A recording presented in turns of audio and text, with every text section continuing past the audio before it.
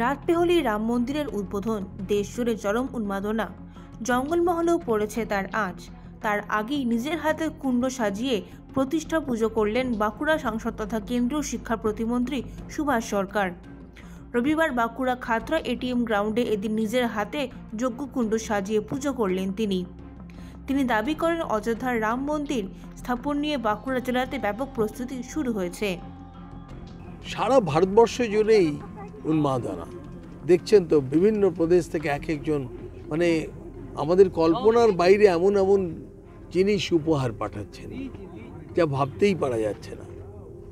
তো ঠিক সেই রকম বাঁকুড়া লোকসভার সমস্ত গ্রামে একই রকম উদ্দীপনা। এই খাতড়াতে মানে দক্ষিণ বাঁকুড়ায় একটি বড় অনুষ্ঠান হচ্ছে এবং সেই অনুষ্ঠানের ঠিক আগের দিন আমরা যজ্ঞকুণ্ডের পুজো করে সমস্ত কাজ শুরু করলাম। এই পাশেই সাংস্কৃতিক মঞ্চ তৈরি হচ্ছে, তার সঙ্গে সঙ্গে পুরো অনুষ্ঠান স্থল চারিদিকে আমরা দেখছি একেবারে ঘেরা হয়েছে। এর সঙ্গে সঙ্গে একটি মন্দিরের আদলে এবং রামচন্দ্রের খুব বড় কাট আউট থাকবে, যাকে আমরা মনে করব যে তার মধ্যেই ভগবান আছেন। আর সেই একই সময়ে অযোধ্যাতে যে সময় যজ্ঞ হবে সেই একই সময়ে এই মাঠেও যজ্ঞ হবে।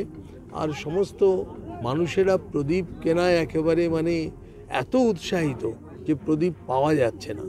তাও অনেক মৃৎশিল্পী তারা বাজারে প্রদীপ মানে সাপ্লাই করেছে এবং তার সঙ্গে সঙ্গে আমরা দেখছি আজকেও যদি রাস্তা দিয়ে চলেন বিভিন্ন জায়গাতে সব আলোর রোশনাইয়ের জন্য সব ফেলা হয়েছে, এর সঙ্গে সঙ্গে প্রদীপও জ্বালা হবে।